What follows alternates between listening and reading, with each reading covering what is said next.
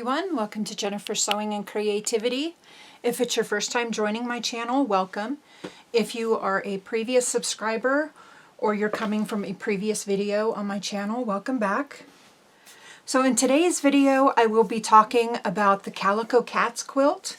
I have talked about this quilt previously in a couple videos and I was never able to get to it because a few things came up, and now I've decided it's time that I get to this quilt. I have all the fabric cut and I just need to start sewing. And I have gotten permission to share this pattern with you from Missouri Star Quilt Company. I messaged them through their customer service and it took them a couple weeks for them to get back to me. And I was given permission to go ahead and use the pattern or any of their patterns in one of my videos. I do have a couple other patterns that I have purchased from them. I have this one, the Hunter's Star, which I want to make in shades of blue, I think. And then I also have Book Review, which will be somewhere in the future. I think this one's a great scrap quilt, so those will be in the future. But we're going to go ahead and jump into it, and we're going to first talk about the supplies you need for this quilt. It does call for charm packs, which are your 5-inch pre-cut squares. Or you can cut your fabric from yardage like I did. The green fabric was a gift from my mom, not this past Christmas, but the Christmas before. I hoarded the fabric because I never knew what I wanted to do with the fabric, but I did know that I was going to need some coordinating fabrics with it, and I found out that she had purchased it on Amazon, so I was able to go to Amazon and search for the particular fabric, the green fabric, and I saw that they had the coordinating pink fabrics with it.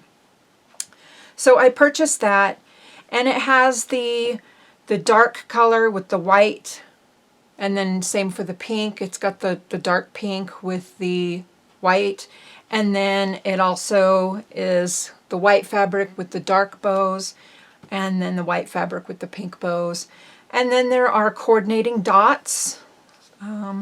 Like you see here, there's coordinating dots like this one, and then for the solid color with the small dots on this one, it is, where is it?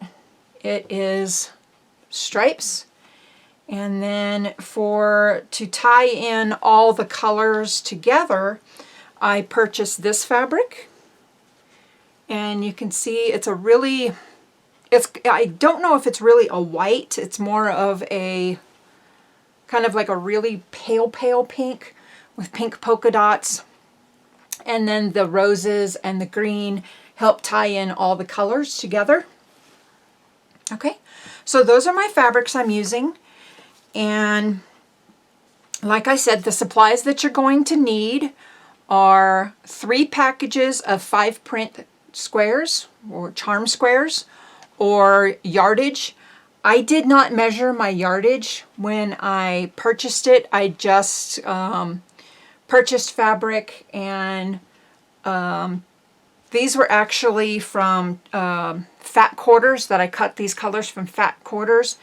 And then the floral rose fabric, I bought 1 yard of it. And I think I ended up using maybe 3/4 of a yard for maybe not even that much, maybe only half a yard. So, okay, so back to your supplies. For your quilt top, you're going to need the 3 packages of 5-inch print squares, 2.5 yards of background fabric. That includes the sashing and the inner border in that 2.5 yards. And for my background fabric, I have a white. Hopefully you can see that white on white. It's got a kind of like a little floral, kind of vining floral. It's really pretty. Okay, and then for your dark For the outer border, you are going to need 1 1/4 yards. And then for the binding, you're going to need 3/4 of a yard. Then for your backing, you're going to use 4 1/2 yards of vertical seams, or whatever fabric you choose to use, or you can use 2 1/4 yards of 108-inch wide backing fabric. You can buy 108-inch wide backing fabric from Joann's now. I do not know if you can buy it from Hobby Lobby. I get most of my fabric from Joann's, so those would be the places that I would recommend for that. Okay, so we're going to jump right into cutting of our fabric, and I'm going to tell you how to cut your fabrics. I highly recommend that you read this portion first, because there is some confusion in it. I had some confusion and I wasn't sure until I progressed onto the next step and was able to put it together with what you had. Okay, so we're going to go over step 1 in this video, which is cutting all your fabric. The next video will be 2, and we'll be beginning the sewing. And then video 3 will be assembling, part 4, so on and so on. So this looks like there's 11 steps in this video, or in this pattern. I don't think we're going to do 11 videos for it, because there are some really small things. So at the beginning of the video, I will explain what we're doing in each one of those videos. So, okay. So what you're first going to do is, there's a note, and it says 2 of the blocks are made using right print squares for the cat and a pair of darker print squares for the background. And those are these squares right here. You see this one and this one here. So it's a lighter bodied cat, and the background's darker.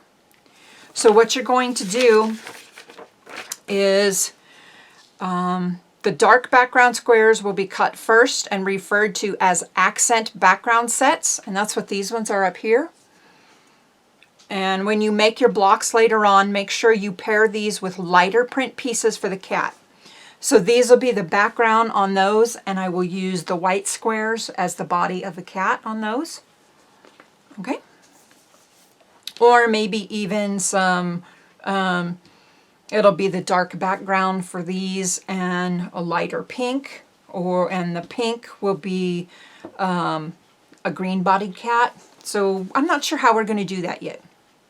We'll see how we progress in the video, or in the sewing of the pattern.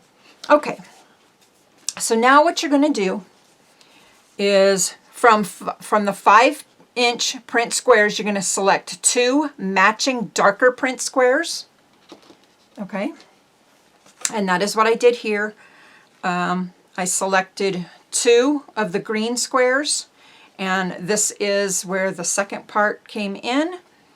I'll explain that in just a moment. Okay, so select 2 matching 5-inch darker print squares and cut 1 of the squares in half. And you're going to get 2 2.5 by 5-inch rectangles. Okay, then you're going to take 1 of those 2.5-inch rectangles, and you're going to cut it into 2 2.5-inch squares. Okay, so that's that. Then you can set 1 of those 2.5-inch squares aside to use as a cornerstone later in the pattern, and these will be your cornerstones. Excuse me. And I'm going to just keep those together so I know where they're at. And then you are going to keep the uncut 5-inch square, 1 2.5-inch by 5-inch rectangle, and 1 2.5-inch square that will remain together in the set. And then you're going to make 2 sets for accent backgrounds. So this is the first set in green, and then I chose pink, dark pink for the second set. Okay, so that is your very first part. Then you're going to take 20 of your print squares, and you're going to cut each square in half to yield 2.5 by 5.5 inch rectangles. And that's what these are here, all in this stack. Let me find so you can see. I've got all of them cut. And then you're going to take 20 of the 2.5 by 5 inch rectangles, and you're going to cut them into 2.5 inch squares. Okay, so I took 10 of the pink, cut them into 2.5 inch squares, and I took 10 of the green and cut them into 2.5 inch squares, so I have enough of each one. So that will give you 40 2.5 inch squares total. Okay, and it says keep the matching squares together, don't separate them. Okay, so you should have 4 of each one that you cut. Okay, so now what you're going to do is you're going to take 17 more of your 5 inch squares, and you're going to cut those into 2 inch by 5 inch rectangles. Note 2 inch, not 2.5, 2 inch, okay? And that's what these are here. So 2 inch by 5 inch. And this is my scrap from those, okay? Then you're going to take 20 more of the 5 inch squares, and you're going to cut from each square, you're going to cut a 3.5 inch rectangle. I'm sorry. Let me start that part over. You're going to take 20 print squares, and you're going to cut each square into 3 inch by 5 inch and 2 inch by 5 inch rectangles. So each one of those 20 inch, okay, sorry, let me take a breath. I'm getting all confused. Okay, 20 print squares. You're going to cut each one of those 20 into 3 by 5 inch and 2 by 5 inch. Okay, so what that'll give you is you're going to have a total of 20 3 inch by 5 inch rectangles, and that's this stack. And then you're going to take from the previous 2 inch by 5 inch rectangles that you cut out of those 17 that you did, and you're going to add them to the rest of the 2 inch by 5 inch rectangles to give you a total of 54 2 inch by 5 inch rectangles. Okay? Okay, so then you're going to set the remaining 5 inch squares aside for your block construction. And now what you're going to do is you are going to take your background fabric and you're going to start cutting it. You're going to cut 4 5 inch wide strips that are the complete width of your fabric. Okay, so 4 5 inch long strips. And from that, from 2 of those strips, you're going to subcut 8 5 inch squares from each one of those. So you'll get, from 1 strip, you're going to get 8 squares. Okay? Then, from 1 strip, you're going to subcut 16 5 inch by 2.5 inch rectangles. Okay, and then from the remaining 5 inch strip, you are going to subcut 2 more 5 inch squares, and you're going to cut 2 more 5 inch by 2.5 inch rectangles. And what that will do is that will give you a total of 18 5 inch squares and a total of 18 5 by 2.5 inch rectangles. Okay, So that's it for that portion. Set those aside. Then what you're going to do is you are going to take your backing fabric and you're going to cut 25 2.5 inch square strips. So from the remaining backing fabric, cut 25 2.5 inch width of the fabric strips. Okay? From two of those strips, so you're going to take 1 and 2 full strips, and then you're going to subcut those into 18 2.5 inch squares. And that's what I have here. So there's 18 2.5 inch squares in the background fabric there. Okay. And then what you're going to do is you're going to set 7, 2, 3, 4, 5, 6, 7. You're going to take 7 of the strips and you're going to set those aside to make for your flying geese, which are this portion here in the pattern. Then you are going to take 10 of the remaining strips. So there's 1,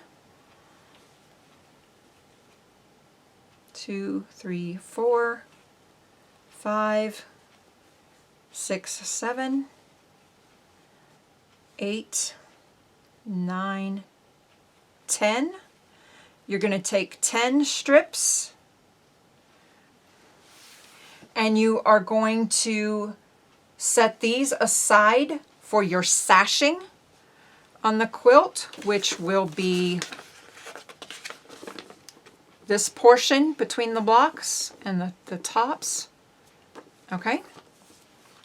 Then you are going to take the last 6, so 1, 2, 3, 4, 5, 6. I have 1 cut extra just in case I needed it if I messed anything up. And you're going to take those 6 of the remaining strips and you're going to set that aside for the inner border. And the inner border is going to be this inner border of the quilt. Okay? Not the dark part, but the inside part. Okay? So I'm going to just keep all those together so I know where they all are, and I will just count them later as I go. And that is all the fabric you will need for your Calico Cat quilt. Please stay tuned for the next video because I will be starting to actually do the sewing of the blocks. I will also be having a video hopefully in another day or two when I get things a little bit more organized. For those of you that are familiar with my channel, you may notice that the table is now white. I had a natural wood table previously in my videos, and I know that I needed more room. So what we did is we added a larger tabletop to my existing table. My existing table was 5 foot wide, or excuse me, 5 foot long by 3 foot wide. And what we did is we had a piece of laminated presswood cut to 7 foot by 40 inches wide. And it gives me a lot more space, and the width of the table gives me a lot more space to have things back in the back, and that my large embroidery unit, this is the end of the embroidery unit, and I still have over a foot behind it to the wall, so nothing will interfere with the embroidery unit. It also gives Looney, excuse me, I call her Looney, Luna, the crafty kitty, a place to sit so she can watch. So I'll have that in another video soon. Please stay tuned because, like I said, the next video we will start sewing the blocks That's going to be step 2 in the pattern. And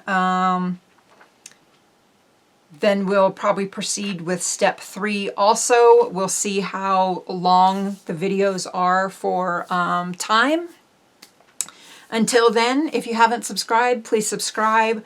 That lets me know that you really appreciate the videos. Give that video a thumbs up. That lets me know, that gives me the motivation to keep going and to film these videos for y'all. And we will all see you in the next video. Okay, bye-bye.